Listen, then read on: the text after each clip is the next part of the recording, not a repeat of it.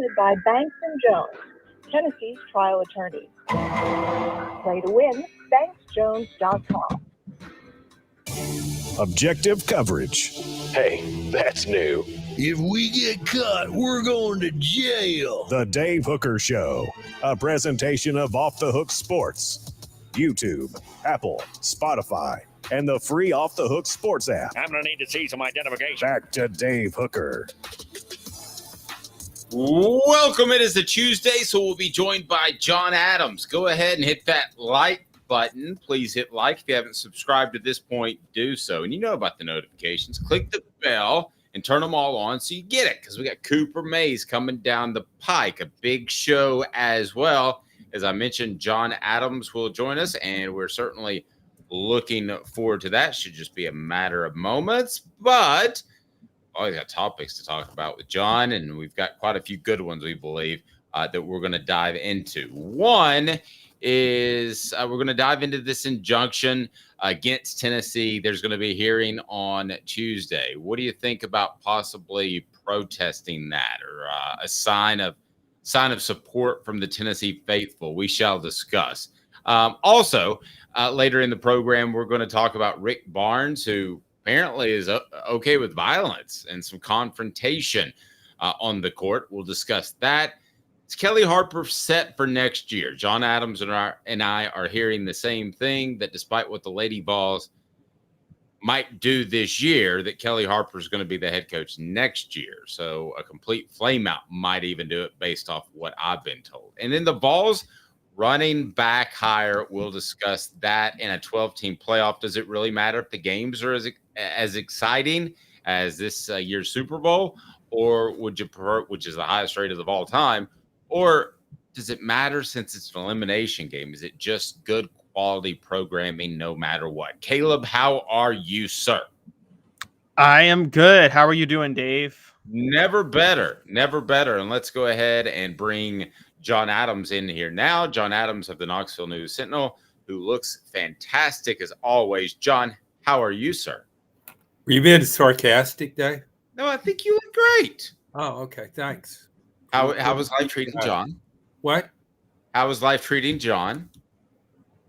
Probably as well as it is you and Caleb.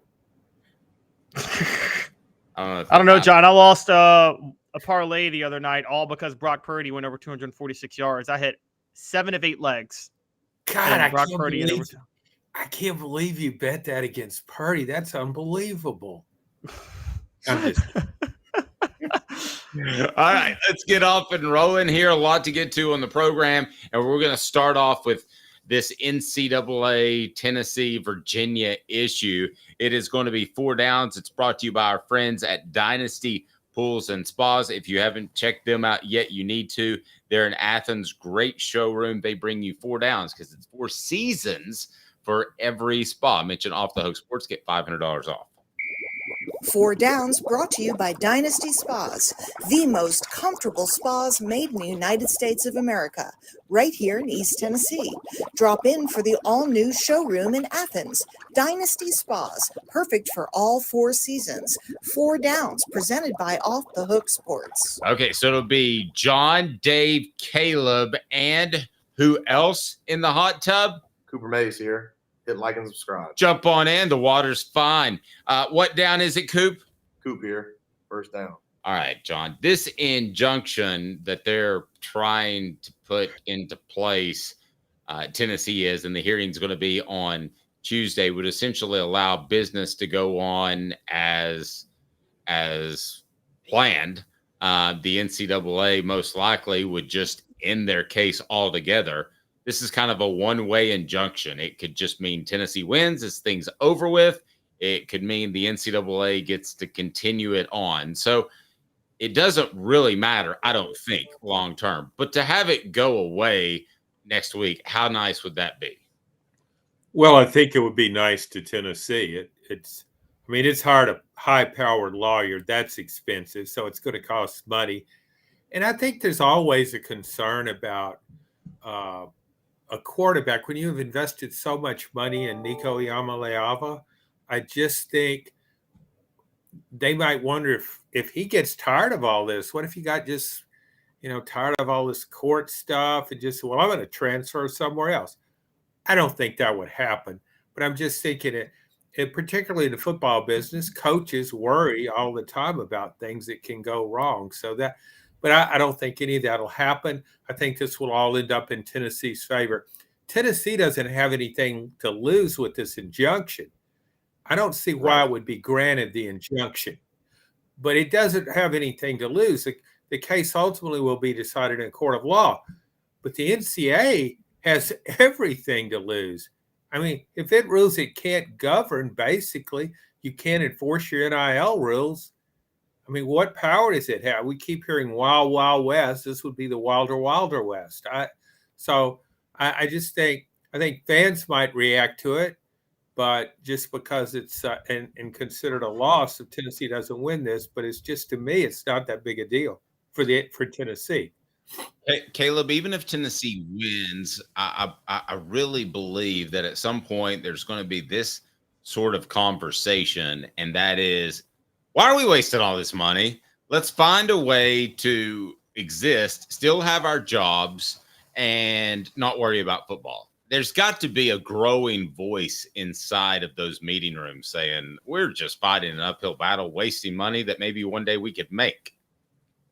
I think the problem is the flaw is embedded in the NCAA, which is that they can't exist without violating antitrust laws. And I think they know that. So my philosophy, I think maybe the NCAA is doing this because the longer they can drag out the court cases, the longer they can stay in business and the longer their executives can collect some salaries. John, it's not the worst idea in the world. I think the NCAA's goal really should be to come out of this as sort of a we always hear this term for quarterbacks, a game manager. You're not going to be in the enforcement business anymore. But you can manage the tournaments, even the NCAA basketball tournaments, the soccer tournaments, the volleyball tournaments. You've got all the stuff in place. You've been doing it for a long time. Just do that, but just stay out of the enforcement business. Yep, and I'm fine with that. It's kind of like the intern that you have to find something to do, so you can just go. I mean, seriously. I mean, just what type of interns were you working with, Dave? Well, no. I mean, there was a time that the poor kid wasn't the brightest in the world, and I said, "Why don't you just look at the internet?" I mean, what was I supposed to do? I mean, the guy couldn't hack it. Does that mean, John? I mean, my mind is going so many different places right now. But I would say just do research and find anything on this dude. And this was back when the internet was slow, so it was like,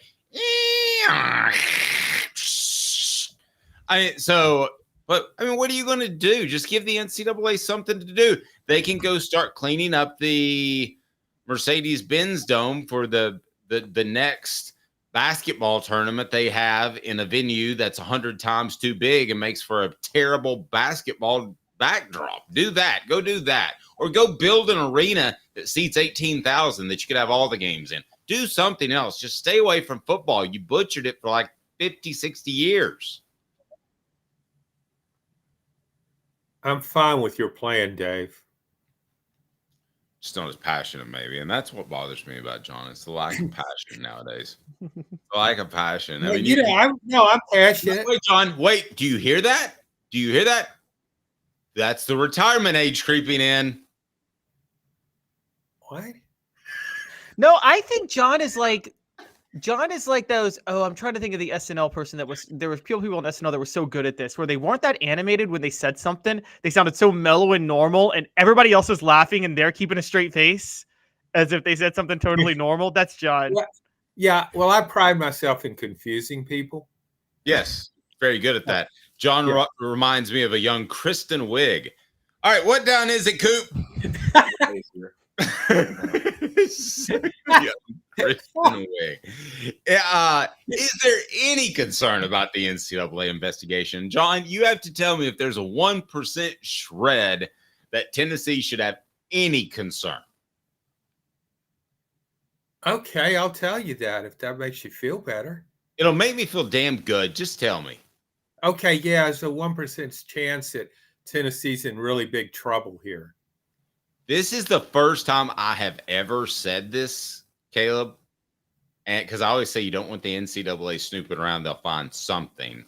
I think this is the first time I've ever said this in a quarter of a century of my career. And I think there is absolutely zero concern. Zero. Like, I don't even think about, let's talk about what if Tennessee got hammered by the NCAA. I mean, you and I have not even on our conversations that have been off the air, we haven't even discussed that as a topic. We haven't. Yeah, it's funny. All three of us are journalism majors here on this show. And one of the things we all learned very early on in journalism is to avoid certainty at all costs, right? And we're all certain still that Tennessee's not in trouble. So we're violating our own oath as journalists because we know they're not in any trouble whatsoever and there's nothing to worry about. No, I agree wholeheartedly. I mean, this is not going to come down to, oh, we're going to take 8 scholarships from you and limit your recruiting travel because we know you like to travel. So that's what we're going to do. That's how the NCAA sounds. Did you know that, John? I do now. To Caleb's point, we went to different journalism schools. I never had to take an oath. The hypocritical a figurative oath. You've got to take the hypocritical oath, John. I'm going to be hypercritical. That's right. You had to take the hypercritical oath. Yeah. You had to take the hypercritical oath. I agree. But John, if everybody here is Vol fans, as Butch Jones said, okay, I'm a parent and we all have children. And aren't you looking out for Tennessee? I'm sorry. I remember Butch Jones saying that in a press conference. So I did. So there's the Hippocratic Oath, and then there is what John and I took, and that's the hypercritical oath, which is way, way different because that would be like a doctor saying it, come in and you gain 2 pounds. Hey, fat butt. What's going on with you? You're an embarrassment to your family and the human race. What else is going on? Do you hate your wife and kids? Are you trying to die early? I mean, what? Are you not going to be there for them, you big fat loser? I hope you treat your pets better than you do yourself. Yeah, that's right. I bet you got a bunch of fat dogs. They'll die of old age at 2. There's no way that it has not even crossed my mind that this could actually be a thing in which Tennessee gets in trouble. That's the goofy part. They've gone from times that we thought probably not to now absolutely not. What down, Coop? Tennessee Center Cooper Mays here. 3rd down. Okay, so the injunction is on Tuesday. My number 3 question, and maybe we dove into it. Why is this so stupid? John, you gave me a great answer the other day when we were discussing the topic. I guess it was yesterday. It's been a long, long run here getting back in Knoxville. Why is this so stupid? What are you talking about, Dave? The whole NCAA response.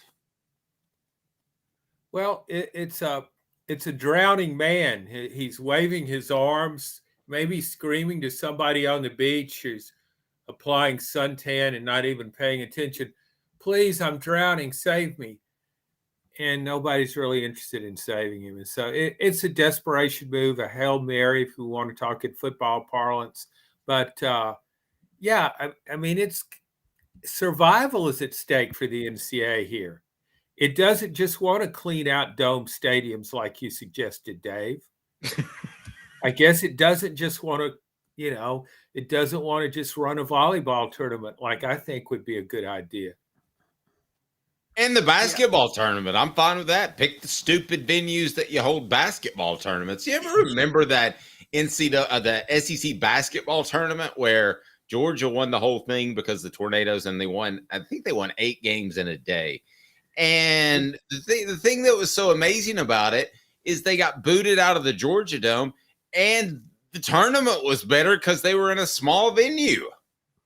You probably should mention a tornado did go through downtown Atlanta at the time. That's what it takes to make the NCAA look smart, is some sort of calamity. Okay. Yeah. Yeah, Yeah, But this wasn't the NCAA, to be fair, guys. This was the Okay. SEC that did that. Yeah, I know, but whatever. But my wife works in insurance. That's an act of God. It takes an act of God to make the NCAA look smart. Caleb, do you want to just skip forward on this one, or do you like? Well, I mean, I've always felt like coaches were the least smart people for their jobs because they stumbled up the ladder, and I got that wrong. It's people running the NCAA. It's people running the NCAA are the least smart people who stumbled up the ladder. I mean, pretty sure here that I got 70-year-old John and 30-year-old John. All right, John, your thoughts on what young John had to say? Yeah, it's like, yeah, I mean, the sports administrators, I mean, brilliance is not a word that comes to mind. Just in general, I'm not saying there aren't some bright people, but through the years, I've noticed some sports administrators, the job as a whole, it's not necessarily held by the best and the brightest. And I think also you're in a position where, I mean, we could say this about all of corporate America. Oh, wait, never mind. I work for a large corporation. Let's go on. That's that. great. Get you both fired. Oh, I got a job waiting on you. Kaylin GBO, who's actually, that's one of Kaylin DeBoer's fake accounts because he likes to keep track on other teams. No, it's not. But he says, Derek, they thought Tennessee would roll over. That leads us to fourth down. Did the NCAA really go into this thing expecting 0 of a fight? That'll be fourth down with John Adams and Caleb Calhoun. I'm Dave Hooker. 60 seconds. Dynasty pools and spas. 4 downs for 4 seasons of comfort. Having the best spas made right here in the United States of America in your backyard. Dynasty Pools and Spas. Their showroom is open in Athens, right off the interstate. You can stop by and check out the best hot tubs and spas in the market. And then delivery, yes, they can do that to Knoxville or Chattanooga. They've got complete support, spa cover, and chemicals to keep your spa bubbling at its best. They also have pool chemicals as well. Dynasty Pools and Spas, amazing discounts for first responders, military, and even some blemish models that can save you a ton, and no one will ever notice. Mention Off the Hook Sports, get $500 off. Mention Off the Hook Sports, get $500 off. Dynasty Pools and Spas. Go to dynastypoolsandspas.com or stop by that showroom in Athens. dynastypoolsandspas.com. Dynasty Pools and Spas. Cooper Mays here. Hit like and subscribe. All SEC Center Cooper Mays here. Fourth down. Ultimately, and this was on the message board, somebody posted this because I had another one ready, but fourth down is, John, do you believe because of Tennessee's history of compliance, they thought Tennessee would just roll over? Do you think this is all surprising that Tennessee said, bleep you? I'm certainly not surprising with Tennessee's response after all it did to help the NCAA in a previous investigation. That really gives the NCAA absolutely no credit, which is kind of what we've been doing throughout the show. I mean, maybe somebody said, maybe they're having a meeting and somebody says, "Hey, what if Tennessee doesn't just roll over? What if and we're going to court? What do we do then?" But probably everybody else in the room was preoccupied seeding teams for the bowling championship tournament. And so they just missed that. Yes, this is the same organization that decided you should be able to get scholarships for fishing, which you can in Kentucky and Arkansas. Caleb, any thoughts on fishing for finances? This is the same organization that accidentally. You guys remember this, John? I know you do. I was not born yet, but this is the same organization that. Or you missed out. Yes, go ahead and date us all. Dave, at one time in history, one time in history, they thought that they got surprised when the NIT got more popular than them because they would only take the conference champions for NCAA tournaments. That's how stupidly run they have been for a long time. And then they're like, "Oh, there's some other good teams who don't win championships, guys. Maybe we should put them in our tournament." I mean, we got the voice, John. If you get the voice early in the show, you know it's going to be a good voice. If you get the Mr. Magoo voice, you know you're sweet bait. But was that? You notice sometimes people who imitate other people, no matter whom they're imitating, they use the same voice.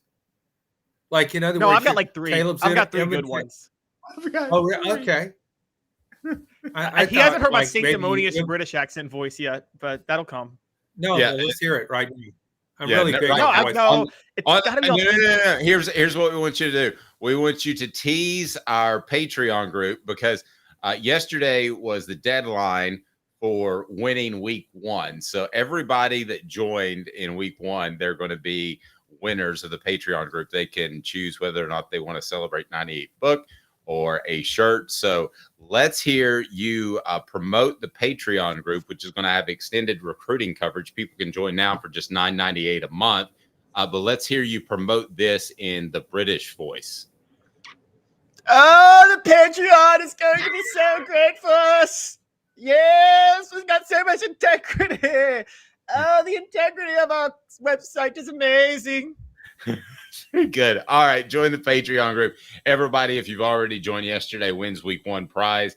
But we've got another great prize that we're going to be able to give away for Valentine's Day. So we'll do that drawing tomorrow. All you have to do is enter to win and get increased recruiting information. And we want to interact with you and get your thoughts on topics. I've already written 2 columns based off input from my Patreon group.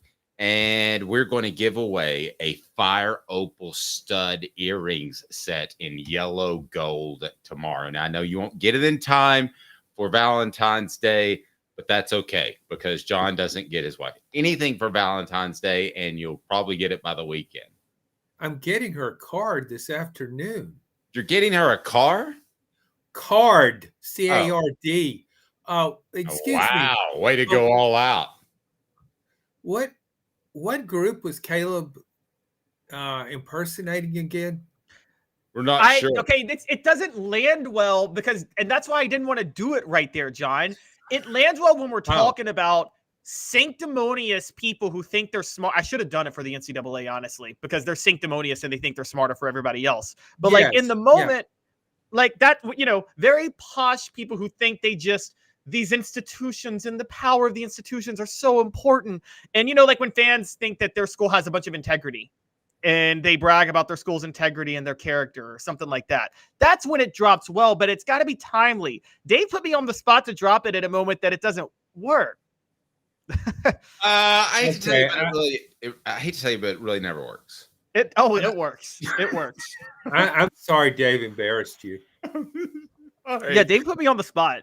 The Ghost Johnny Major says, John, the myth, the man, the legend. There is no question about that. And all right, so it's time for What the H, because I'm going to take this a step further because the NCAA thing, we're supposed to love it because it is content, but it's kind of goofy. Go ahead and hit that like and subscribe button. Do that right now. What the H is brought to you by our good friends at Campbell, Cunningham, Taylor, and Haun. What the? What was he thinking? Release the hounds. The Dave Hooker Show. Keep cool. A presentation of OffTheHookSports.com. Should there be a protest on Tuesday on the streets? Tennessee, I'm dead serious. I want to make this happen. And anybody that can help me, I will do this for you. You spread the word. Off the Hook Sports is calling for a protest. We are calling for people to have the big placards like they're on strike, and we want them to be on the curbside. Now, this isn't like a storm the Capitol thing, so don't get going in that direction. We don't want that. There are no weapons needed, but we just want some people to hold up signs that says bleep you NCAA. That's what we're shooting for. Dave, when we were talking about this last night, I was kidding. I didn't know you were really going to do this. It's a good idea. What's wrong with protesters? That's what our country is based on. What if somebody gets hurt? Nobody's going to get hurt because this is a non-violent NCAA protest, unlike those ones back in the 40s. Okay, so these things always go according to plan. Did you ever see that photo of me standing with strikers at Syracuse? They were striking outside this building, and it was I I forgot what season it was, but I was trying to get my picture taken with different groups and weird people. And I was holding a placard. I don't even know what they were protesting, but I was there with them. I have the photo. Yep. Okay, we lost some rating points there. Go ahead. Yeah, that's a good one. What do you think, Caleb? Should we push for protesters? We can even start it today. Yeah, I know they're in court there. Yes. Travis says they're already there. I think this is a good thing.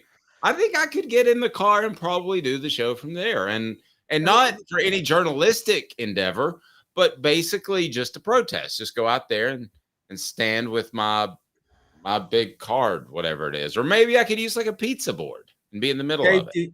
Do you still tell people you're practicing journalism now? There's a big difference between talk show host and reporter, isn't there? Kayla, what do you think about a protest? Would that be good or bad for Tennessee's image? I think it would actually. I'm sorry, Dave. I think it would look sad. And the reason it would is because you protest for things that are institutionally wrong. I think the institutions are going to work themselves out here in the courts. The courts are going to find the NCAA in violation of the Antitrust Act. So there's really nothing for me to think that there should be protested because I think it's going to work it out. Now, if the courts side with the NCAA, all bets are off. Go protest. I think if the courts side with the NCAA, I think every college football player should refuse to play next year, honestly, and just bankrupt the NCAA at that point. But it's hard for me to do it now when I think the institutions are going to side with the NCAA. Quick, funny history lesson, because we talked about violent or not violent protest. This is all about the NCAA violating the Antitrust Act. Well, as you guys who know, if you guys are any experts in Gilded Age history, the Antitrust Act was from an era where workers were walking off their jobs and they were setting their buildings on fire and hoping their owners, that the bosses and the bosses' kids were in the building with it when they did. I mean, that was basically the Gilded Age into the progressive era of America. And that was some fun times where they just basically took a woodshed to their bosses if they thought they were mistreated. Yeah, depending on when you're watching, it could be early enough to get your protest together. And here's what you do. If you're a Tennessee fan, I know this would be tough. You just dress up as an Alabama fan that's protesting unfair treatment of college athletes. It's a pretty good idea, isn't it, John? Yeah, that would fool them. It wouldn't take much. I would encourage. I mean, if you're going to do this, why not just go to Indianapolis, where the NCAA's headquarters are, and protest outside their building? I don't see anything wrong with that. You could carry the signs and placards and protest against the NCAA, and you could have your signs could say things like "Free Nico," and use other players. You could say "Free Quinn Ewers." You could say, because you want to involve other schools in this, even though he's not in trouble. So I would do that, and also schedule crew meets to kind of put the NCAA in its place, that kind of thing. I like it. John, this is been posted on our message board. Could you read this, please? Bama had a player knowingly spreading an STD. This is where I got to get serious here, okay? I want to make sure. Are you opposed to that? Yes, that's where I draw the line. Protesters cannot spread STDs. I think that's very important to stay away from that, Caleb. I mean, there's only one way to spread an STD at a protest, okay, guys? I mean, I'm just saying. It's only one real way to spread an STD at a protest. But look, I mean, this is honestly the truth. I think if the NCAA and these meetings are happening now. So if you're going to do your protest, you need to go ahead and get your Alabama gear on and get your placard board and get there. Okay, so the protests are with your leverage. Now, Florida State tried to protest the college football New Year's Six bowl selection by just not showing up for the Orange Bowl. I don't think anybody cared because I think we all are like, what happened to Florida State would have happened anyway. So I don't think that really bothered any of us that they did that. I do think there is a lot of anybody. By the way, is anybody glad this came up so that we don't have to continue to hear Florida State be and whine? Go ahead, Caleb. Yes, and they thought they showed up. Everybody in Michigan, Alabama became like the highest rated bowl game in college football history, and so it's they didn't do wasn't worth anything. Now, as far as Florida State, as far as this protest goes, again, I think the leverage would be from the players because they have the leverage, and if the NCAA doesn't come down the right way. Again, college football, these guys produce all the revenue for every other sport there is. And, one of my big soapboxes, a lot of them, there is a, culture in America, and it's fine. A lot of people say, pull yourself up by your bootstraps. You come from nothing. We're all about free markets. These kids a lot of times come from rough backgrounds and do that. And then all of a sudden, some NCAA gets to step in and say, well, we need to take some of the money you earn so we can finance these other sports that nobody cares about. If the NCAA is not careful, if I'm an athlete, or even if an NIL law is passed that limits the money that college football players can make, if I'm college football players, I in unison walk off the job and don't play next year. Well, now you say that jokingly, and peaceful and patriotic is what we're looking for. Do you think there would be any sort of real protest among players? Because you had Dartmouth win a case against the NCAA. Do you think players might just up and say, and it's going to be the Ivy League snobs. It's not going to be the grunts that are lifting weights in the South. It's not. But it's some Ivy League snob could say, hey, well, you're selling all these fencing tickets. Stick it. Huh? I'm getting out of here because you are not. You do not have my best interest at heart. Do you think that could happen? Brought to you by Campbell, Cunningham, Taylor, and Haun. They loving this segment. Enjoy life better when you see better. Local vision service for LASIK, cataract surgery, and regular eye examination. Can I tell you a quick story? Yesterday and Friday, my eyes were red, and they also have the local vision center, and I had some sort of a little bit of an infection in my eyes. Look at my eyes. That's the best endorsement I can give you. My eyes are perfectly fine. I saw them at 4:00 yesterday. So back on topic, John. It seems to me that you would have some athletes protest. I don't think they'd be of any significance where the NCAA basketball tournament would be in jeopardy. But what is smart? It's walking off after the NCAA rules against you. Yeah, I just don't think you can compare what Ivy Leaguers do to anything that we might see in the SEC.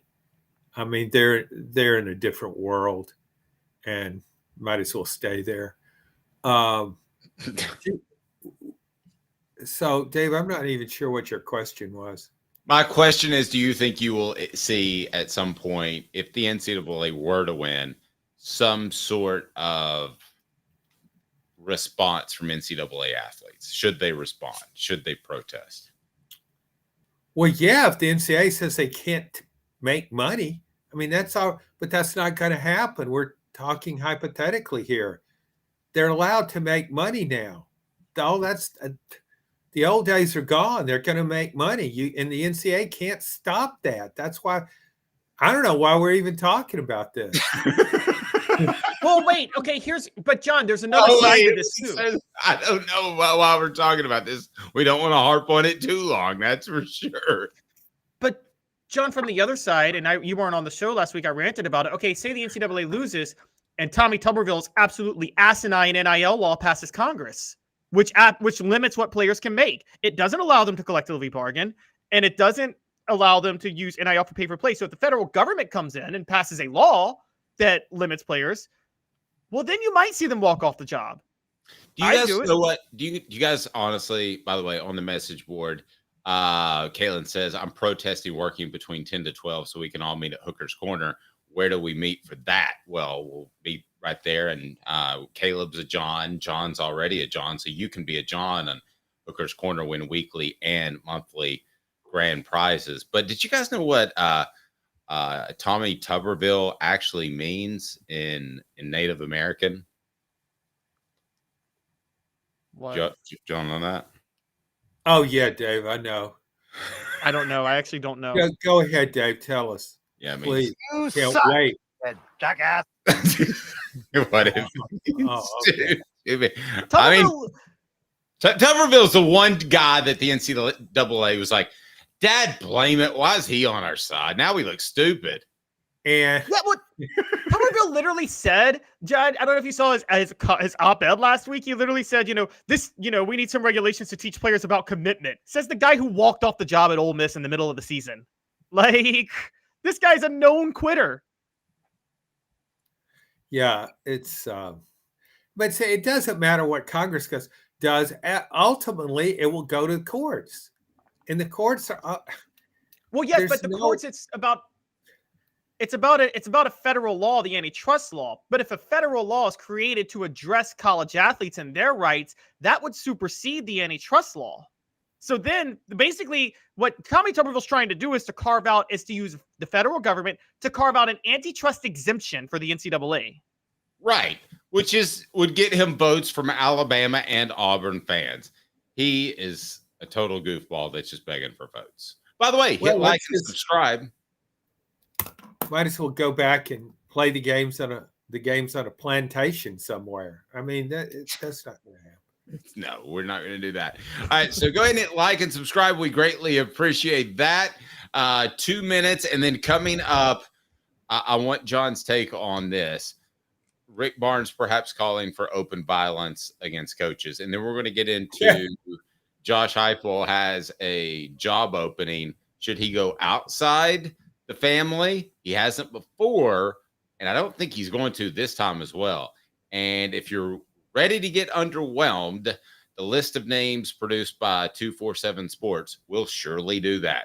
2 minutes with John Adams and Caleb Calhoun. I'm Dave Hooker, Off the Hook Sports. Sand and salt water, the beach is a very relaxing place. Unless you wear contacts. Ow! Open your eyes to the best the beach has to offer with LASIK vision correction from Campbell Cunningham Laser Center. Ah. Sports Treasures in North Knoxville is one of the South's largest sports cards and memorabilia dealers, featuring over 10 million sports cards from vintage to modern. Sports Treasures carries a full line of hobby boxes, singles, autographed memorabilia, Tennessee Vol collectibles, fan cave decorations, and so much more. See a museum full of collectibles at Sports Treasures, 4819 North Broadway in Fountain City, and Sports Treasures on Facebook. Sports Treasures, where the real sports fan goes to shop. Have you seen the latest TriStar Hats Co. product? TriStar Hats Co.? What's that? You know, those really cool hats, shirts, tumblers, and even license plates with 3 stars like the official Tennessee flag and stripes like the American flag. Pretty patriotic if you ask me. Ah, gotcha. Seen those. Those are cool. Where can I get them?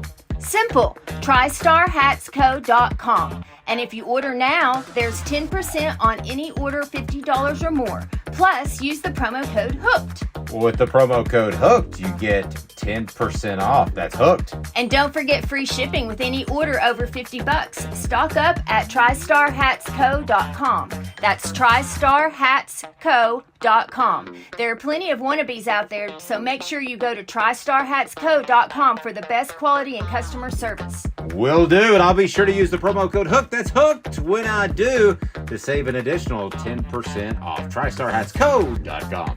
TriStar Hats Co. is a trademark of TriStar Hats Co. LLC. Any use without express written consent is prohibited. The Dave Hooker Show, represented by Banks & Jones, Tennessee's trial attorneys. Excuse me, Your Honor. Play to win, BanksJones.com. Who's this guy? Hello, wizard. The Dave Hooker Show, Who? a presentation of Off the Hook Sports. What? YouTube, Apple, Spotify, and the free Off the Hook Sports app. Back to Dave Hooker. That song there makes me miss the days that court shows just a little more respectful. And then we got to that Judge Judy thing, and she's just screaming at everybody, calling them idiots. John, do you miss the days of People's Court? No, I like to hear people calling other people idiots, screaming at them. Yeah, fair point. Go ahead and hit that. Managers did that. Go ahead. Go ahead and hit that like button. Please subscribe. We greatly appreciate that. As we move along, we talked a lot of NCAA. They're meeting right now, and really Tennessee is in a win-win situation. Or or a win push situation. But this surprised me, what John said last night. It surprised me quite a bit. I'm going to get to it first. I'm going to flip a little bit. Let's just go ahead and go with What the H. Now it's a What the H, and that's brought to you by our good friend Don Self at State Farm. What the? What was he thinking? Release the hounds. The Dave Hooker Show. Keep cool. A presentation of OffTheHookSports.com.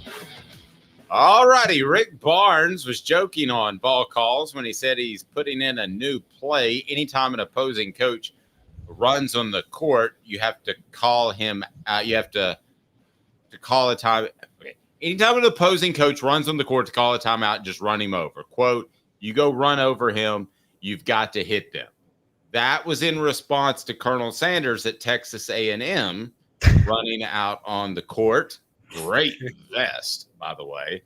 John, so what do you think of Rick Barnes's decision? If somebody runs out on the court, just Vescovi just elbows him right in the face. Well, I appreciate Rick Barnes' sense of humor.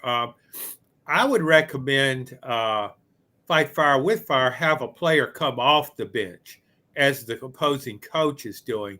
You have the last man on your bench should be designated as the hit man, and he takes out the opposing coach whenever he runs onto the floor. Caleb, I know that Rick Barnes was somewhat joking, but seriously, you shouldn't be on the court, right? So that was egregious that there was no technical foul called on Saturday. But I'm going to redirect my blame to Rick Barnes because I think he's focused on the wrong things. And I'm actually dead serious about this. We all agree, right? And John, I think you're with me on this, that of any major sport, college basketball has. By the way, you love when Caleb says, I think you're with me on this, because you might not be. And it could be like, I don't know, World War II. I'll get burned if you're not. Okay, wait. I'll get burned if you're not. But I know Dave is. John, I would assume you are, because most people I know are. Of all major sports, college basketball has far and away the worst officials, right? Like, it's not even close. Yes.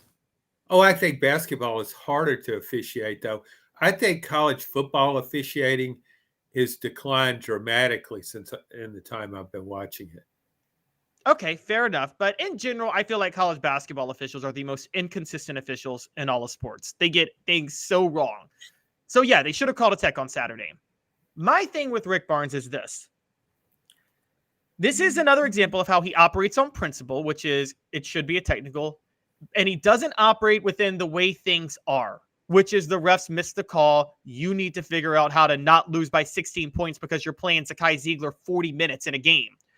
My issue with Rick Barnes is he's so committed to principle that he's costing his team. If he were Nick Saban, if he were coaching college football and like Nick Saban, and then the game changed to go up tempo and Barnes didn't believe in going up tempo, he would not do what Saban did, which is go up tempo himself. He would stay playing the slow paced football that, would have had Nick Saban fall behind. If Barnes were against the designated hitter rule in baseball, he'd be the one stupid enough to not employ the designated hitter in the World Series because he's against it on principle. Like, this is my big issue with Rick Barnes. He's so focused on principle and how things should be that he's not operating within the parameters given, i.e. his philosophy that you should earn playing time. Okay, fine, but you need your starters to be fresh in the tournament. So your principle that these players on the bench haven't earned their playing time has Zakai Ziegler and Jonas Adu gassed now, and it's going to cost you in the tournament. Well, my really only criticism of Rick Barnes is related to the postseason. You can't argue with about his regular season success. I think you have to, as a coach, if you have a good team, you have to prepare for the postseason and what it takes to get there and then flourish in the postseason. And I think I remember Bobby Knight, a coaching friend of mine this is years ago, talked to Bobby Knight and Gene Katie. Bobby Knight just knocked the hell out of him. Thanks, Dad. Bobby Knight was the coach at Indiana, of course. Gene Katie at Purdue.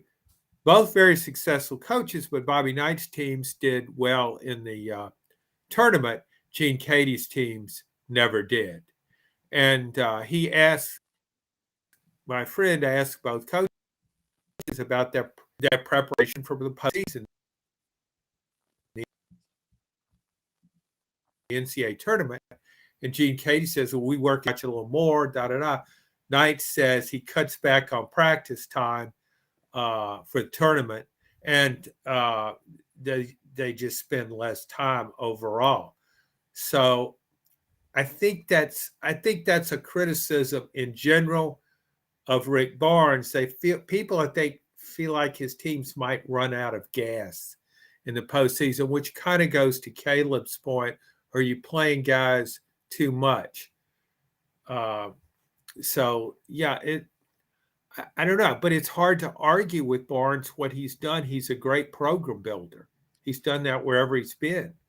Well, John, a little bit of semantics here. John's saying you can't blame Rick Barnes for his in-season success, but if that leads Caleb to postseason failures because you shorten the bench and run guys too hard to get a good regular season record, that sounds about Butchish to me, like Butch Jones, make your program look better than it really is. Guys, that's 2 Butch Jones references during this show. It's a bare minimum. He's okay. He seeps into your psyche, doesn't he? He does, and into his own psyche because he's got multiple personalities because he's a sociopath. And you want to remove that seepage from your psyche.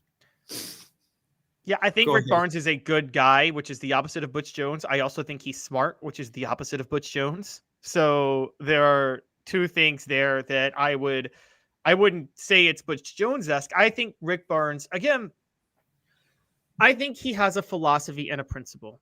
And you're right. Like you said, John, with Bobby Knight, he would lessen practices and things like that. Rick Barnes has this principle of don't do that. Rick Barnes, and by the way, I told Dave this the other day. If I have a 5-star recruit as a son, Rick Barnes is the guy I want him to play for. I know that Rick Barnes will develop my son to play for the NBA, but teach him how to be a big postseason loser. Oh my gosh! I mean, I'm serious. He gets to the NBA playoffs, and his load management. It skipped the first round. Well, he would in the NBA. They actually would load manage because they know that. But in the playoffs, because he played for Rick Barnes. Rick Barnes would teach him and develop him to become a great player. He develops players. Rick Barnes. I mean, Grant Williams is totally a Rick Barnes story. That's Rick Barnes just developing a player into an NBA prospect, a 3-star out of nowhere. I think he's a great developer of talent, and I respect it. And I think he has principles that I respect, and I think he cares about college basketball, and he has these principles on how things should be. But his rigid principles are, it helps him, John, building a program, but his unwillingness to sacrifice some of those philosophies is killing him in the postseason every year. That's why he's losing. So why doesn't he say, when you get to an end of the season, all coaches, I would like to think, even Butch Jones would say, well, maybe not Butch or Jeremy Pruitt, but most coaches would say, okay, what could we do better? Why did the season end short of our goal? What didn't work out right? What can I do differently? Wouldn't you think Rick Barnes, being a good coach, wouldn't he think that? Wouldn't he think about that? I think he knows what he could do better, but I think he so believes in what he teaches that I don't think he wants to sacrifice what he teaches. So for Barnes, if his thing was, what I could have done better was give some of these other guys on the bench more playing time to rest my starters, and that would have helped me in March. He may look back and say that, but then he would say, but I'm not going to do that because I believe in teaching these players that you earn playing time in practice. And that's where I think Barnes is. I can go with that. I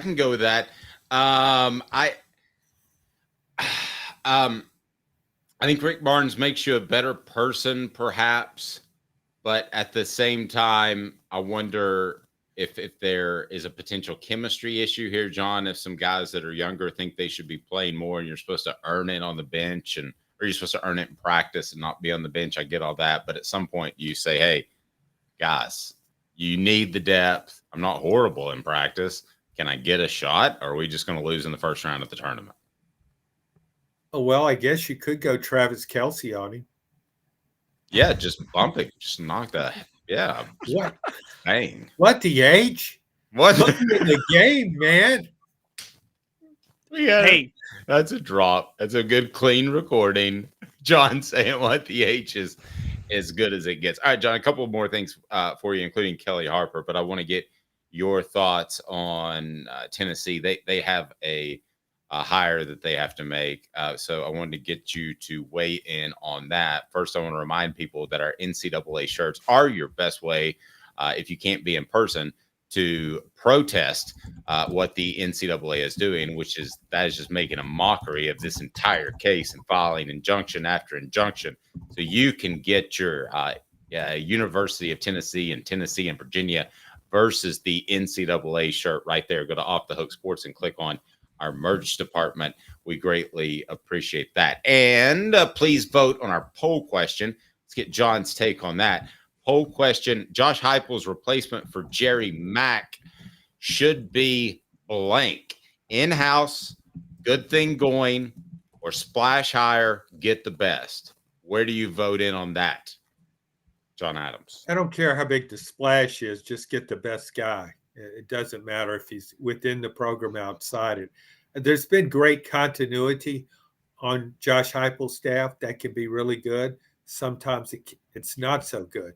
Just depends on the kind of guys you have. Okay, gotcha. I want to get Caleb's take on that. But first, Kellie Harper. So John and I are having a conversation every Monday evening. We have a conversation. It's kind of like a book club, except it's on the phone and there's just two of us and there are no snacks. And we don't have books there either. And there are no books. But other than that, it's a lot like a book club. When was the last time you read a book, Dave? I have written half as many books as I've read. Thoughts? Discuss amongst yourself. So John just naturally said, he said, well, Kellie's going to be back for next year. And I'm like, I didn't have my soundboard, so I couldn't play What the H in honor of Norm Macdonald. But you seem to think she's just fine for next year, John. Why?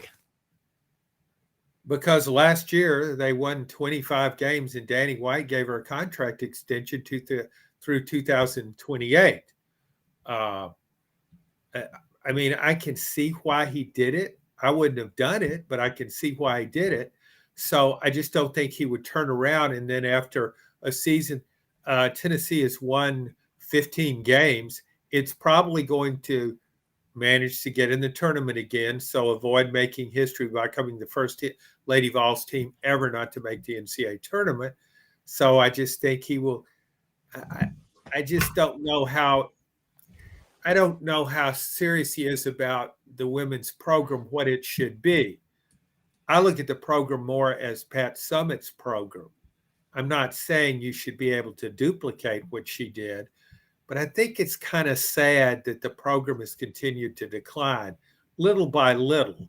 So it really doesn't have much of a postseason presence anymore. Just out of respect for Pat Summitt, I would like to see the program do better because she did so much for the program, for the university, for the entire state, for women's basketball in general. And now you have women's basketball. The game has really progressed. You have some really great players in women's basketball. Obviously, Caitlin Clark comes to mind now, most popular player in the sport's history. And I think that's all of that. I think Pat Summitt, if she were here, she would be really proud of that because she worked so hard at developing the game. But at the same time, the Lady Vols program is in decline. It just doesn't really have much of a presence anymore. And I think that's unfortunate. But I think it would have to be, the administration would have to say, we want to be better. I'm not saying they should insist on you have to make a Final Four every few years, but occasionally make one. And that it's going in the wrong direction right now.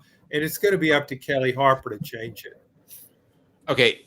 I agree with everything you said. So just so people know, Caleb and I may have outlandish views sometimes, but we're never disingenuous. So I don't want this to be disingenuous. I agree with everything that John said, but I'm just going to play devil's advocate with Caleb here for a second.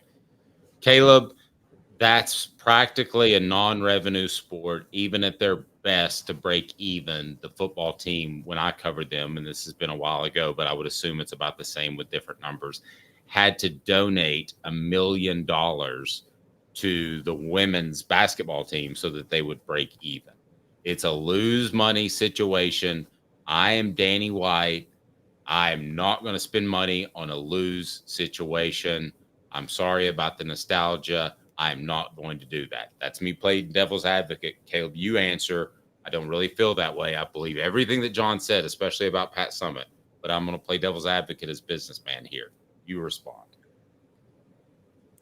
Y'all are going to find me crazy, but I think you can. I actually agree with your devil's advocate take, Dave. Oh. And I even further disagree with you, John. And I actually disagree with you too, Dave, because I think even with that devil's advocate take, you can actually care about the women's basketball program. Look, the difference between the women's basketball, here's where that devil's advocate take makes it a little bit different. Women's basketball different than football. Women's basketball, you're not going to fire a coach until you're 100% sure she can't live up to the goals you want. Aren't we all in 100% agreement now? Don't we have enough evidence to where there is not a chance in the world that Kellie Harper will ever make a Final Four? She's not good enough as a coach. We're thoroughly sure of that. That's an interesting topic. As Travis says, women are losers, according to Dave Hooker. I didn't say that. So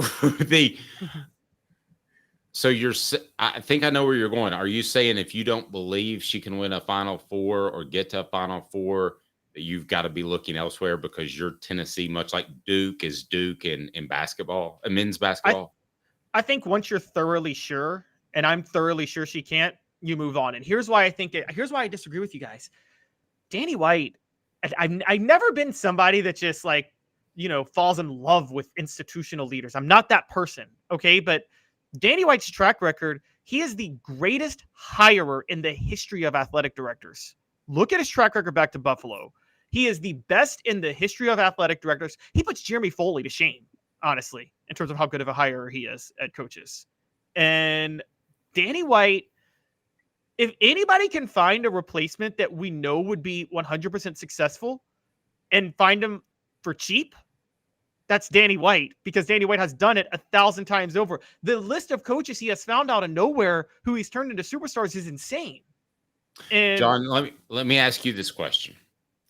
If Danny White believes in his heart of hearts that the best that Kellie Harper can do is Sweet 16, maybe an occasional 8, but he's looking into the future, and there is not a way that Tennessee makes the Final Four in the next 5 years, but you're still selling out financially, everything's good.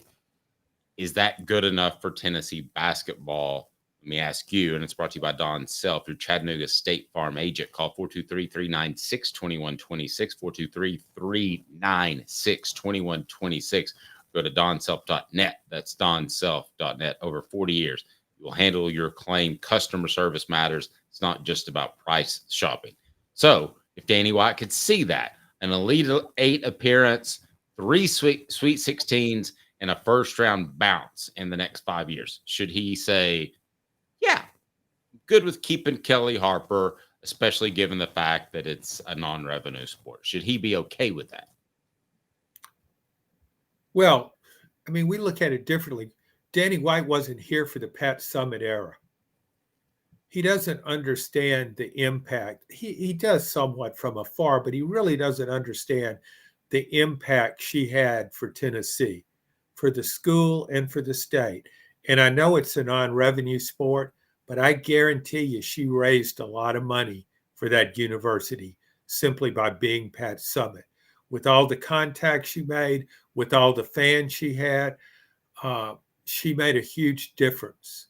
And she was not just a great basketball coach, but a great ambassador for the University of Tennessee and for the state of Tennessee.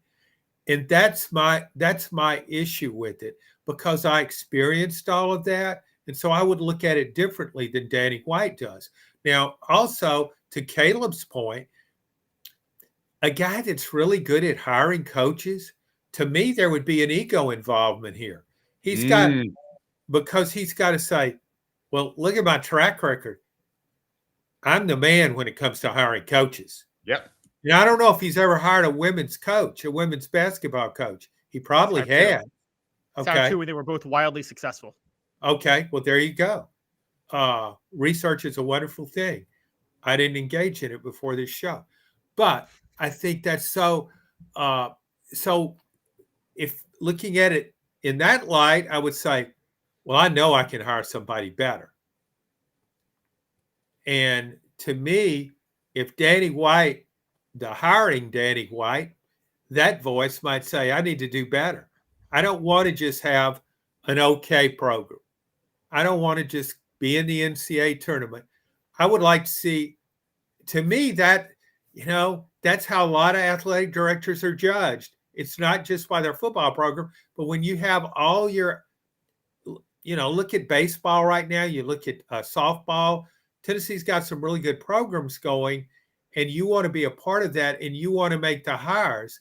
And that looks really good on your resume, that we were good in all these sports, not just football. Football is certainly the main thing, but that's why I think it should matter. If you look at it from a personal, selfish standpoint, as an AD, Danny White should say, well, I can get a better coach than this. I think we should be competing for Final Fours every year. He could say that. But I just don't see that, because he gave Kellie Harper a contract extension last year. Now you could say, wow, she won 25 games. She went 13-3 in the SEC. She upset LSU, the eventual national champion. But she was 2-10, against teams that finished in the final top 25. And she lost to those teams by a double-digit margin on an average game basis. That's how you look at, and you look at her recruiting high school athletes, it hasn't gone well of late. So if you look at all those things, he could say, I believe we can do better, and I want us to do better in every sport. John, I'm going to use this story that I'm not sure I've shared with you real quick, Caleb, and that is Tennessee got Terry Fair, because I know I haven't told you the story. They got Terry Fair because of the Lady Vols. So they had pretty much a 4-hour commercial on during the Final Four. And he said, man, they seem to take their sports seriously. While I know some people in the message board are saying that as long as football is good, everything's good, and that's the money, and I get that.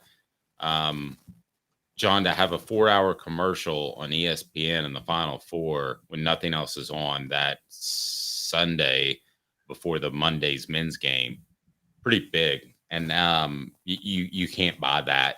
And so if you can break even and get those types of exposures, then you need to expose yourself. Thank you, John. Well, okay. Oh, wait, John, I'll let you Caleb would like to. I got to push back on John real quick, because I think the contract extension, John, I think Danny White, if you look at it, Heupel's through 2029. I think Barnes is 2028. I think Danny White believes that if he's not going to fire you, you at least need 5 years on your contract for recruiting purposes. I think he feels that you're playing with one arm behind your back if you don't have a 5-year contract, and then they'll just do the buyout later. I really think that's dated thinking in today's NIL world. Now, I don't think coaches need a 5-year contract. I don't think that has any impact. I was thinking that just the other day. I don't think you need a 5-year contract for recruiting. And it's all about the buyout. You can make it a 15-year contract, and if the buyout's $10, then you can fire him anyway. John, I know you got to go, buddy. So we're going to get you Tennessee versus the NCAA shirt. We expect you to join the Patron group, Patreon group, Patron group as well, if you want a shot. But the Patreon group as well, you can be a John on Hooker's Corner and win great prizes. Everyone who joined the first week won a prize. What about that, John? Wow, that's kind of been one of my goals, to be a John on Hooker's Corner. Thanks, David. I appreciate that. He is John Adams. I'm Dave Hooker. He's fantastic. In 2 minutes, we talk Tennessee replacing Jerry Mack. Stay tuned. Caleb, Dave, Off the Sports.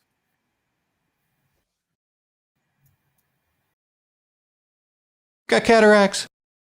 We can fix that. Never miss another moment.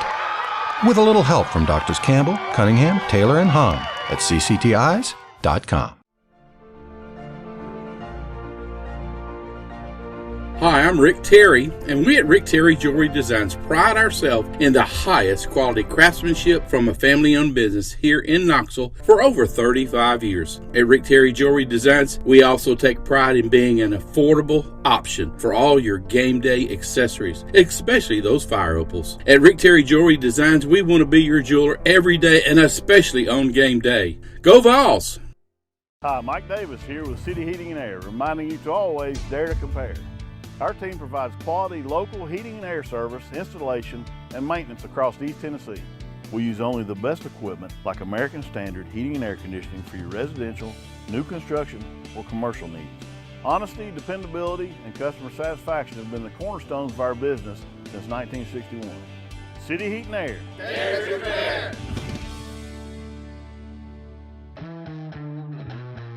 We believe every day is a good day to be thirsty. With free samples on draft and lots of flavors to choose from, Tennessee Cider Company prepares a hard cider that's easy to enjoy. Some say it's the signature cider of the South. Others say it's the cure to your craving. They all say you'll savor every sip. The area of Gatlinburg has so much to offer, and so does Tennessee Cider Company. Add us to your list for shopping and fun experiences. You'll be glad you made the trip. Find our cidery in the Mountain Mall on the Gatlinburg Parkway. Sip smart. Sip the good stuff. Sip Tennessee Cider Company. Thirsty yet? Doors open at 10 a.m. The Dave Hooker Show, represented by Banks & Jones, Tennessee's trial attorneys. Play to win, banksjones.com. Who's this guy? Hello, wizard. The Dave Hooker Show, Who? a presentation of Off the Hook Sports, What? YouTube, Apple, Spotify, and the free Off the Hook Sports app. Back to Dave Hooker. Welcome back to the program. Please join the Patreon group. We have prizes to give out. We're going to give out some fire opal earrings tomorrow for Valentine's Day, and all you have to do is get great information via our Patreon group. And can you tell me, Caleb, while I pull it up, some things that are going up today? Because I see already welcome to Hooker's Corner. I think you can see that, right, Caleb? And then by the way, Dave's mom was on fire with a Jennings pick, threw for one and caught one. That's right, I won like $120. She goes, "Where's my money?" I said, "Did you put your money down?" No. Things to know about 2024 signee Jeremiah Hurd. So we've got a lot going on.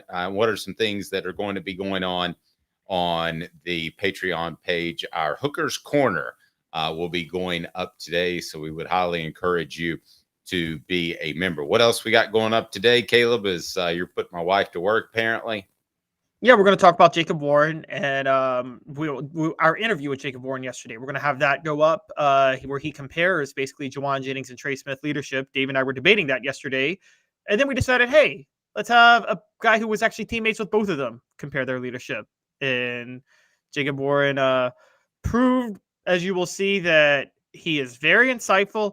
And also, he is very cut out to be a head coach one day because he knows how to talk to the media. Problem is he's too smart. That's true. Yeah.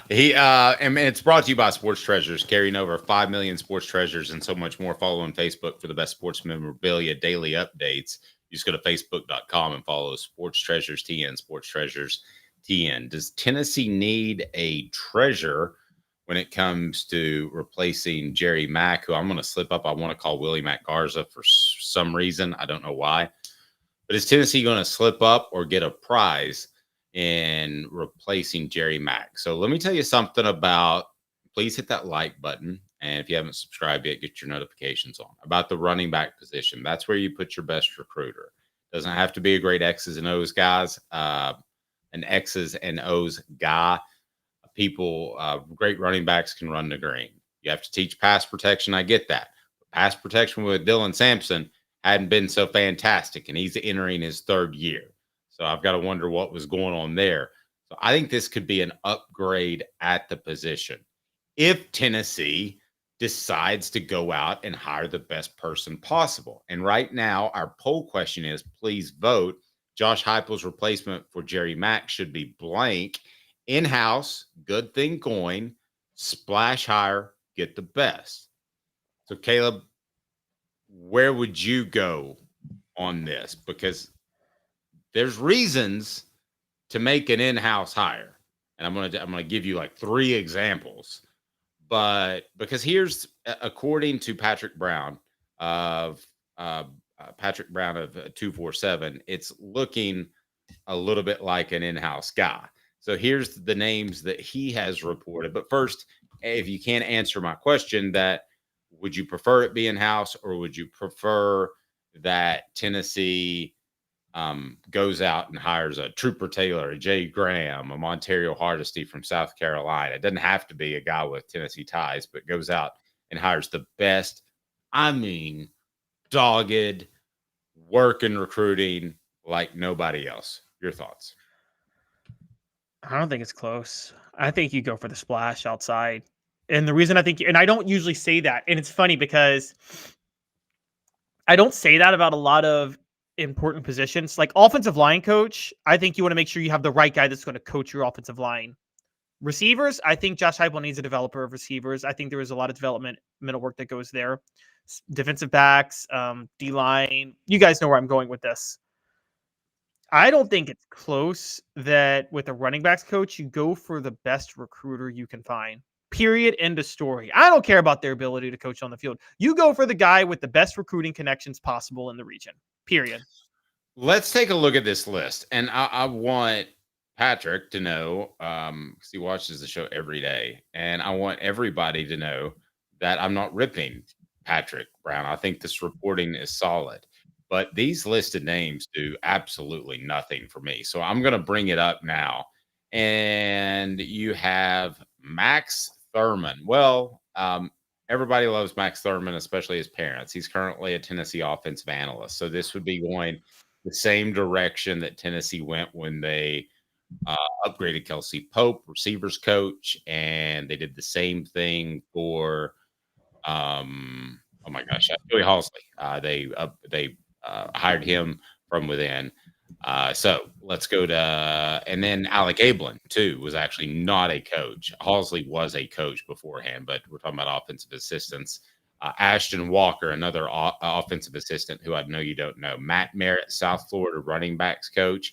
I think this could be a potential splash hire. He was hired by Miami as its running backs coach, but the Hurricanes have yet to formally announce this addition. And then you go to Anthony Tucker, Mississippi State running backs coach, Anthony Jones, TCU's running backs coach. None of these do anything for me.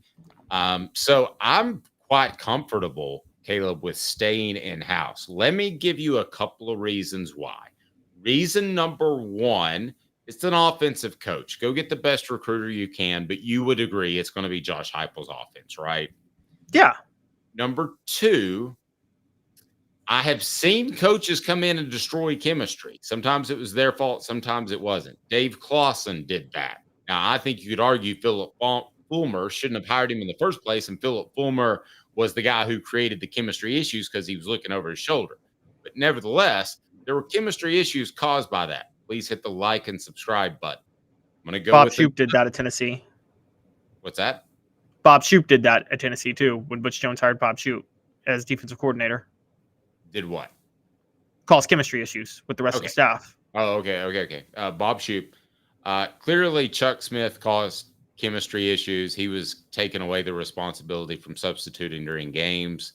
I know that was Derek Dooley's best friend, but that caused chemistry issues, and then he later went crazy. So I could go on and on and on. There have been 4 or 5 guys, and the culture of this program is great. So 99 times out of 100, I would be with you, Caleb. But you've said it so many times. The 2024 season is so big for Josh Heupel. I would go make a solid but easy hire, and I can't believe I'm saying this, from within the program and tell Trooper Taylor, Jay Graham, Montario Hardesty. We'll see. This isn't the year. And that is exactly what I do. I would do. And I swear to you, I would argue the other side 99 times out of 100. But in this particular case, keep everybody on the same page. Here's another player that they brought in that destroyed team chemistry is Kelly Washington. You just have that chemistry to me is so fragile. Culture is so fragile. I don't think you want to screw it up going into the 2024 season. Take? I don't think it's possible for a running backs coach to cause chemistry issues. So out of everybody you named, well, okay. Can I argue against that for a second? Sure. I don't think Trooper Taylor and John Chavis liked each other a damn bit. I don't think it hurt anything. I don't think it hurt anything when Trooper Taylor and John Chavis didn't like each other. Tennessee did win the East in 2007, and good retort. It didn't. But I know there were issues. Sides of the ball. I know there were issues, and to support your point too, there were issues constantly between David Cutcliffe and John Chavis because they were battling over players. I mean, there was at your throat arguments. I want this guy. No, I want this guy. So, including what side of the ball they would play. I'm guessing, right? Exactly. Yeah. So I don't think you realize how close a lot of players like Jason Witten were to playing defensive end, or a lot of players like Carl Pickens was to playing defensive back instead of wide receiver long term. I mean, those battles happened all the time. The deeper story with that, it's funny because I think that was why it seems like John Chavis and David Cutcliffe had those fights, but it seems like with Randy Sanders, John Chavis usually won those fights because remember Jonathan Wade converting over to defensive back? Oh, no, I feel like Randy Sanders was pushed over. He won all of those fights with Randy, which is one of the reasons I thought that Randy got way too thrown under the bus. Yes, he wasn't a great coach, but he didn't win any of those fights. Yeah, he didn't get Rashad Baker, who Philip Fulmer comes out and said is the smoothest receiver I've ever seen from day one. And day two, he got moved to defensive back because John Chavis flipped out. So that is where Tennessee is. So I would argue you're arguing that chemistry issues don't necessarily undermine your success, but I think you would agree that they certainly can. No, I'm not arguing that because I agree largely. I believe in chemistry too. I think that's Tennessee's biggest advantage with returning talent. I just don't think running backs coaches could possibly bring that chemistry issue. Running backs coaches are recruiters. Like that's all they are. I mean, they don't need to coach anything, quite honestly. And so I would barely have the running backs coach at practice. So it wouldn't even matter for chemistry anyway. I'd be like, hey, Joey, Josh Heupel has Joey Halsey as his offensive coordinator. I would be like, if I'm Heupel, Joey, I run the offense. Why don't you go work with the running backs? And then I would have the running backs coach on the road all the time. Yeah. Recruiting. And then you got the announcement over the megaphone. Just want to let everybody know the only guy that's allowed to have a cell phone during practice is the running backs coach because he's our Uber recruiter. It's not the dumbest idea in the world, but now I'm all for keeping chemistry, and I'm actually going to write a column about that. I just don't think this is the year that you potentially go out and get somebody. Now, would you let Montario Hardesty leave South Carolina or Georgia? You hire him and you say, just stay in South Carolina. You can live there even. Just recruit the area for us. Yeah. I mean, it'll save us all kinds of travel expenses. But Montario Hardesty would probably be the one that I would say if he called, I would go his route. But let me ask you this. That list of names that Patrick had is not really impressive. And again, I'm not knocking his reporting. But why aren't there bigger names on that list? Because I'm going to assume he's getting that list from somewhere. Why aren't there big names that want to come be a part of Tennessee's program? Because it's one of a couple of things. Either they view the offense as set and they don't think they're going to have a voice, or they don't believe in Josh Heupel and long-term success, or Josh Heupel's not fishing for those big names. Those are really the only three possibilities of why there aren't bigger names. I mean, you've probably never even heard of those guys that they reported at 247. No, actually, I'll be honest, I didn't. It's three, but it's for a really good reason. Josh Heupel's in conversation with Danny White all the time. every nickel or dime they spend on a staff member is a nickel or dime the boosters can't use in NIL money. And why open the Josh Heupel is so confident in what he's doing. Why open the checkbook for a big staff member that you don't think is that important? So what you want, and don't take the negative connotation with this, but what you're suggesting is you want a bunch of yes men that are running around that are going to do football wise what you tell them to do, and then recruit the bejesus out of their area. Is basically what you're saying. Yes. Right? Yes. Brought you, explain that. It's brought to you by the Hemp House, the premier hemp dispensary online with a wide variety, great selection, and strict standards to ensure you only receive the best in CBD or Delta products. Hemp House Chat with 2Ts.com. Hemp House Chat with 2Ts.com. The Hemp House. All right. Explain why. Because on the surface, if somebody just tuned in to say, I want to be surrounded by a bunch of yes men would be a sign of an insecure leader. And I don't think Josh Heupel is that. The days of Lane Kiffin's staff at Tennessee are over. I want to get to that. Go ahead. Yes. You don't open up the checkbook for staff members anymore because money spent on staff is money you can't spend on recruits. Recruits are more important than staff. Well, and finish up. Yeah, so I think that Josh Heupel, he's hiring competent people to do the job. He's not hiring Sal Sinceri to run the defense, okay? He's hiring who you and I believe is a very good defensive coordinator in Tim Banks. He's hired a guy with SEC ties in Rodney Garner, and then he's hired a bunch of position coaches who can do the job. And by the way, as you've noticed, Dave, he's gone the Nick Saban route. How many analysts does this guy have working off the field with players? Are you talking about Heupel or are you talking about what Saban had? I mean, he's got a lot, but he doesn't have big name guys. That's the difference. He doesn't have former head coaches like Butch Jones, which is there's no name bigger than Butch Jones. And let me tell you something you led me perfectly into, and we didn't talk about this at the 3:45 a.m. production meeting, but you led me into this perfectly. That staff that Lane Kiffin put together wasn't going to work. And I'm not going to call out any names, but there were some people on that staff that were party town. There were other people on that staff that were very, very Christian. And if you went back and looked at it and Googled some of my old stories, you could figure it out. There were a couple of the Christian guys that were going to leave, and they were quality coaches. They didn't like the way that it was a little too wild, and they didn't like the way that their families weren't really welcome. So that staff was not going to work. I'm not saying Lane Kiffin couldn't have hired someone else and had success at Tennessee, but that specific staff was not going to work.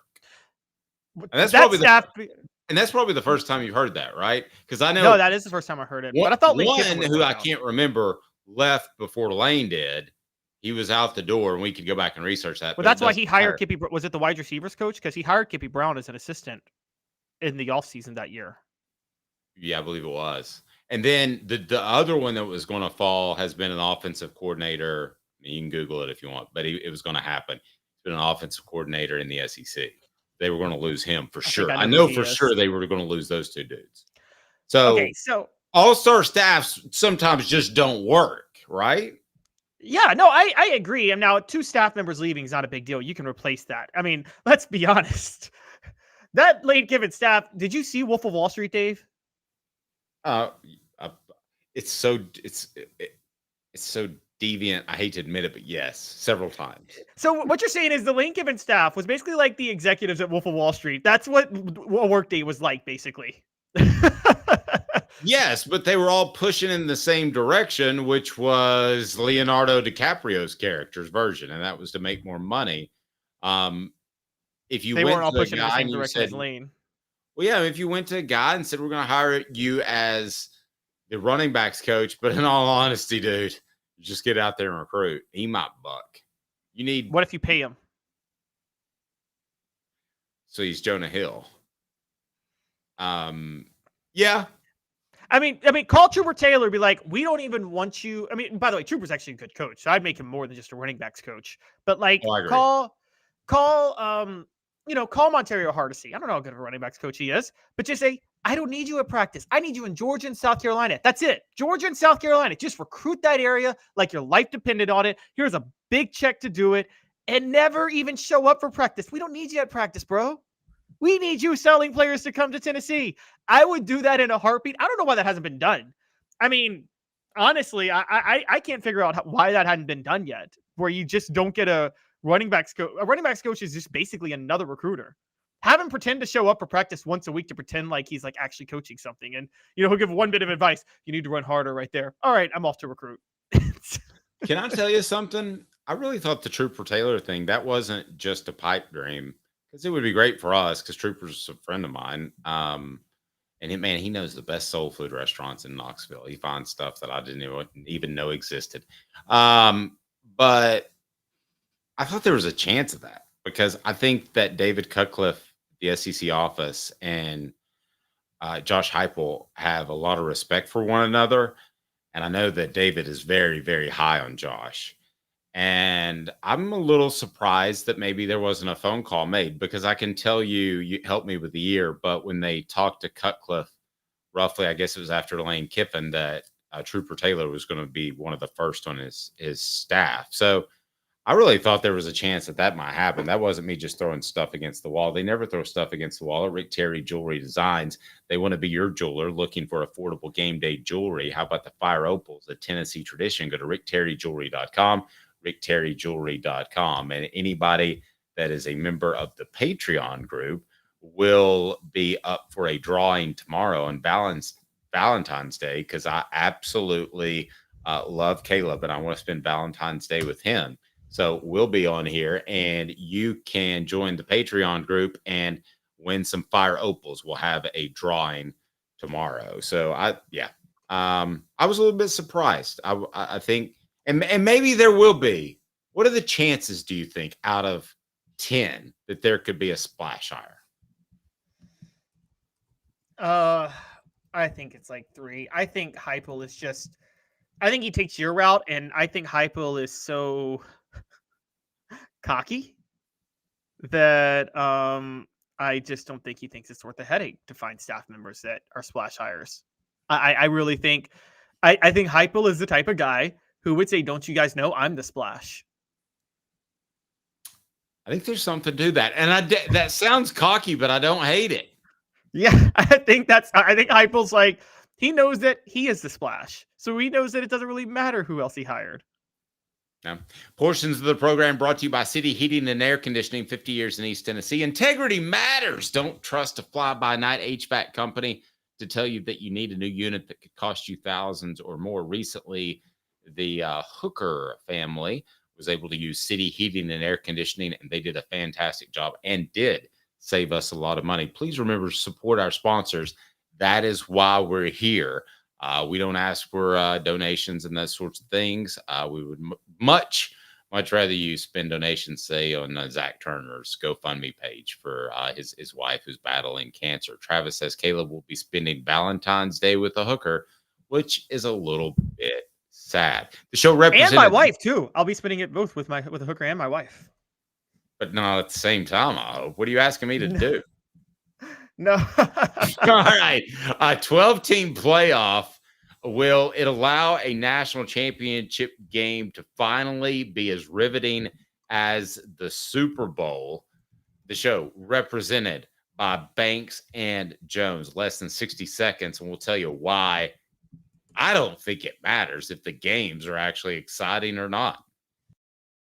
Banks and Jones? Well, it's because they're Tennessee's trial attorney. You can play to win with Banks and Jones because they'll go to trial. You've heard of other lawyers. They say they'll go to trial and fight for you. They won't. They just want to settle. That's the easiest way out. Well, that's not Banks and Jones, led by T. Scott Jones. They won't settle. They'll go to trial for you. Tennessee's trial attorney. They play to win. Truly, Tennessee's trial attorney when it comes to criminal defense or personal injury. Why settle? It's Banks and Jones. T. Scott Jones. BanksandJones.com. Caleb, why do close games matter when it comes to the college football playoff? Because we've had some duds early on, and it's continued to grow and get better. Do close games early matter in the NCAA playoff? Because you always want to walk in the door and make your best first impression, right? Dave, saying we've had some duds in the college football playoff is the understatement of the century. The college football playoff games have been horrendous. Okay, Michigan, Alabama was epic. The last 3 national title games the last 5. The last close national title game was 2017, 7 years ago. They're all blowouts. I mean, they're snooze fest. It's been the 10-year college football playoff experiment was a failure, except for the fact that they're going to expand it to 12, if you believe in that, because the games have been absolutely terrible. Almost all of them. Well, but it wasn't a failure because people have kept watching.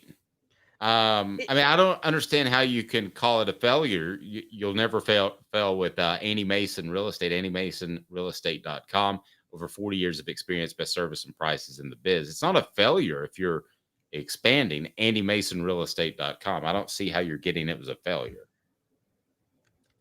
The Super Bowl was the highest rated Super Bowl in history, the most watched American television event in history on Sunday. There's a reason for that. It's because the game was close in 2021. It was close in 2022. It was close in 2019. It was close in 2017, 2016, 2014, 2013. Not 2013, 2012. Every Super Bowl I'm naming had game-winning drives or potential game-winning drives in the fourth quarter. And that is what's making it so exciting. You could survive the 4-team playoff being duds. By the way, the BCS National Championship game was so much more exciting. Remember that Auburn-Oregon game in 2010 or the Florida State-Auburn game in 2013? Those were thrillers. Yeah, but here's the other thing. A rising sea raises all boats.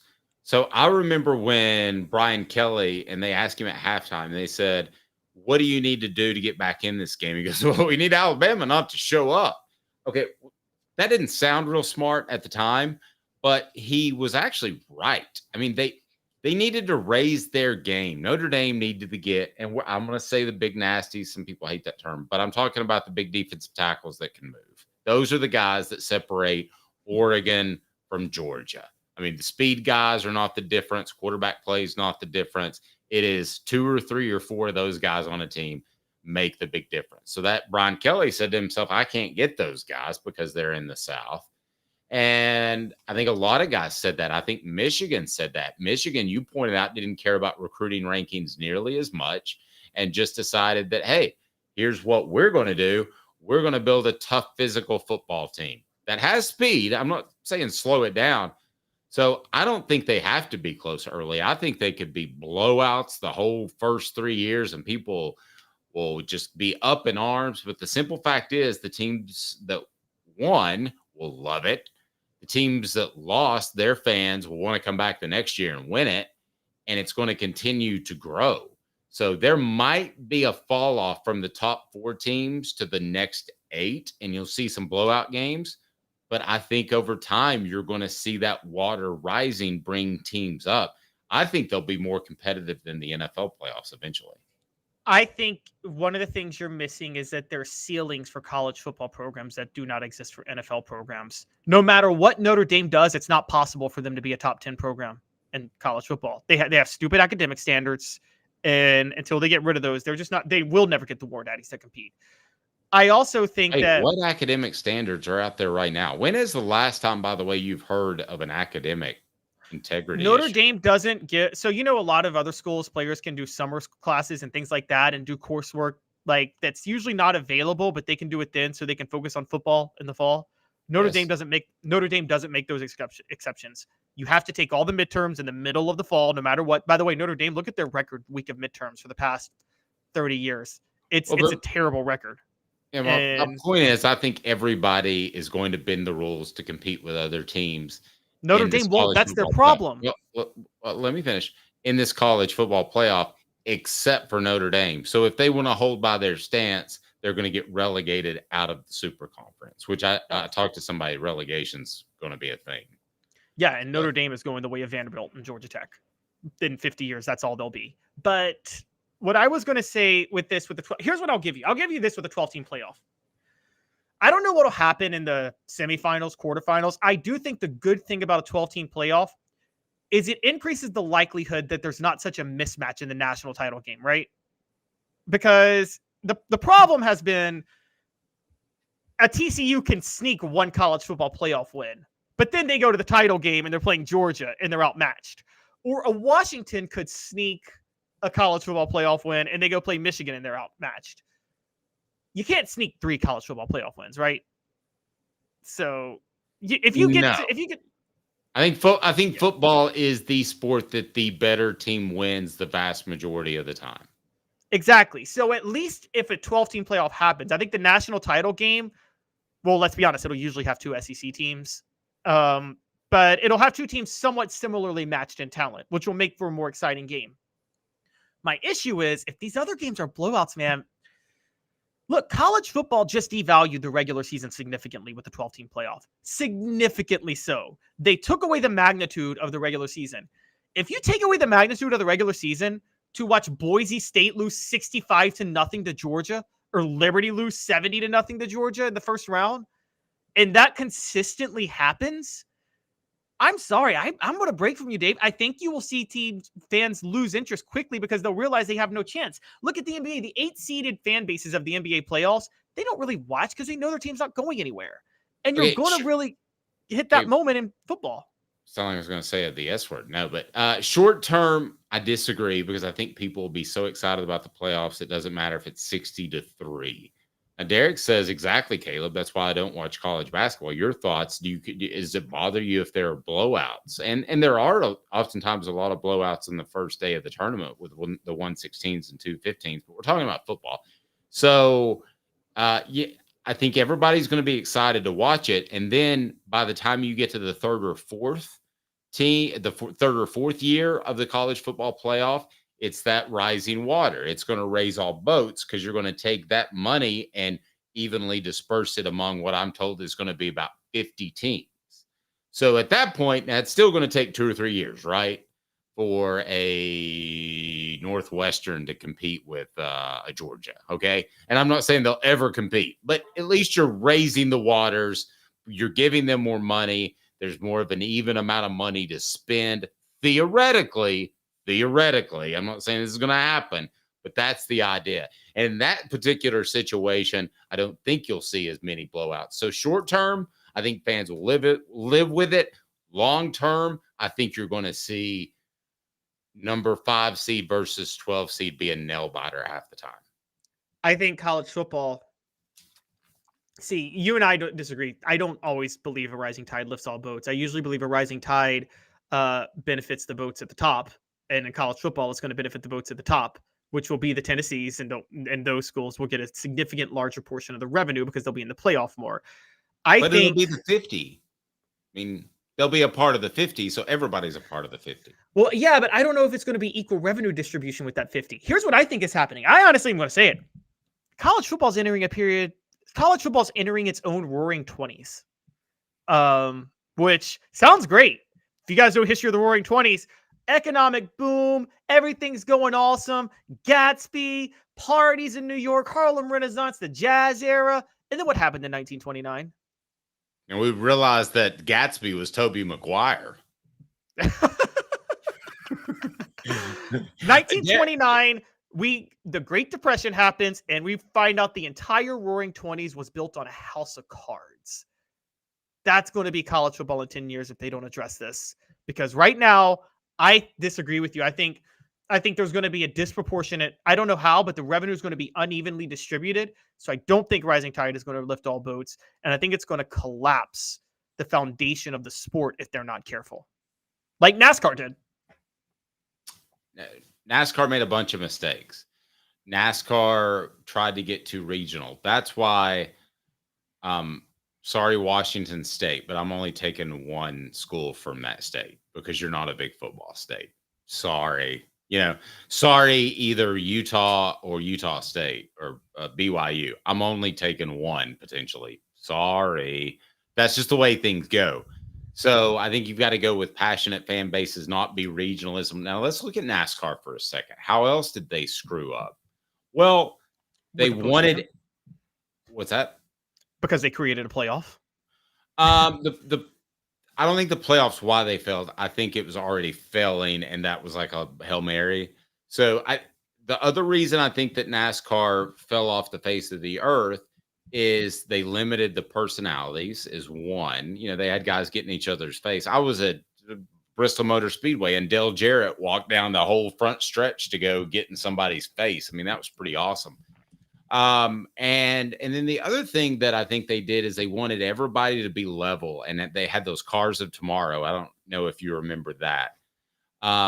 So how could you make all programs level, which I'm not endorsing, would be some sort of cap, some sort of spending cap on players, which very well could end up happening. My thing with that is, the thing I don't like about that is I don't think it's capitalism. Then I can't call and say, Brew McCoy, hint, hint, wink, wink, would you like to be on a Vol report with me weekly? That to me is not American to not be able to make those. And he couldn't make money from me because there's a cap on what he could get. So that's what concerns me. But I just think there are going to be within 5 to 6 years. I think we can expect every game to be pretty close, especially with the way they've lined it up, where the elite team, which is Georgia nowadays, it's not Michigan even in that category because they lost Jim Harbaugh, but it's Georgia, and you don't want them playing the 16. I'm fine with them playing the 8 eventually, but you don't want them playing the 16 because that's a guaranteed blowout. See, I think what's going to happen is you're going to see teams be the Jimmy Johnson of college football, and that's why I bring up NASCAR. Jimmy Johnson cares very little about the in-season races as long as he qualifies for the Chase Cup, and he has taken advantage of that to the umpth degree. That's killed NASCAR more than anything, is Jimmy Johnson totally taking advantage of the Chase Cup rule. You can't blame him, but he's doing it. You're going to see some teams go 9-3. They may rest some starters for a game here or there, maybe even a big SEC game, because they know I do not believe that'll happen. And let me ask you this: I'm going to take the ultimate situation. Okay, the Egg Bowl. I think you mentioned one time you loved the Egg Bowl, right? Love the Egg Bowl. It's one of my favorite games to watch. I do too. I think it's just fantastic. Okay. Ole Miss, if they're at 10 wins and they're going to make the college football playoff either way, are still going to take a lot of pride in the Egg Bowl and beating Mississippi State, and they realize that seeding matters. So I think what you said there, as much as I respect and love you, I don't think that's going to happen. I don't think teams are going to tank or load management or anything like that. When you said load management about college basketball, it made me think about football. You can't do that. You can't not play football for too long and just get right back into it. Dave, I'm going to laugh because of all the examples you could have used, use the team that Lane Kiffin coached. Because if any coach was going to be the first coach to load manage in college football, Lane Kiffin would be the first coach to do that. You and I both know he would. You couldn't do that. You couldn't throw a game practically against Mississippi State, because if you did, your fans would be insane-o. It's different. There's that passion. Listen, I'm fine with the Cowboys if they play the Redskins the last game of the year. Sit everybody if you're 16-0 and got the first seed. But I'm not okay if I'm Tennessee fan and Tennessee's playing Georgia the last week of the season and Tennessee's 11-0 and they're going to make the college football playoff and probably get a bye as well. They still better go out there and beat Georgia, Kentucky. Tennessee has a ton of rivals. I don't see load management there. That would be really disappointing. Okay, question. Basketball. Say in one of those random years, Duke and UNC play each other 3 times, twice in the regular season, once in the conference tournament, and UNC wins all 3 times, but Duke goes and wins the national title. Who do you think has more bragging rights? Really, this is not a debate. UNC sweeps Duke, but Duke goes and wins the national title. Who would you rather be in that situation? Well, you'd rather be Duke. Exactly. And UNC can be like, you didn't lose on purpose. Okay, I think people rest their starters a lot of times in the regular season in college basketball. Do you think Peyton Manning would rather have beaten Florida in 97 or won the SEC title? I think he's happier that he won the SEC title. Then beating. Well, if he'd have beaten Florida, they would have still played for the SEC title and maybe the national title. What if he had beaten Florida but stumbled to Georgia and Arkansas and then didn't go to Atlanta? You think he'd rather do that, or do you think he would have rather lost to Florida and won the SEC title as he did? I don't know. The guy goes to a bar and throws around beers. I don't know what the guy's thinking nowadays. I don't know what Peyton Manning would rather do. But I don't think you're ever going to have load management in college football. I just don't think you can do that. I don't think players would be okay with it. But I never thought you'd skip bowl games either. So that was something that Christian McCaffrey, who has had a fantastic career, did. And we're all like, oh, that no good SOA. He's a bad person. I can't stand that guy. Well, it worked out for him. Harrell Group Security Solutions, they can make your workplace safer. They can make your kids' school safer as well. We're in private schools now. We want to get in public schools. HarrellGRP.com, HarrellGRP.com. Harrell Group Security Solutions, highly trained individuals for you. All right, so we'll just ask you this. Do you really believe there will be load management in basketball sometime soon? Because really the stage is already set for that, or load management in football because of the college football playoff? Yes. I think there will be in college football. Well, there already is in basketball. People started doing it last year because this is partially the selection committee's fault. They made it clear they're not going to put any weight on the conference tournaments whatsoever. So you notice coaches who knew their teams were in the NCAA tournament, they didn't even play in the conference try to play the conference tournament last year. So I don't think I think that's done. Load management, the conference tournament is a thing now. College football, where it'll happen is you're fighting for the second. It's the second or third seed. It's the second or third place finish in the SEC. Either way, you're going to the college football playoff. But if you finish second, you got to go play that other game, which is the SEC championship. Why not just finish third and get a bye?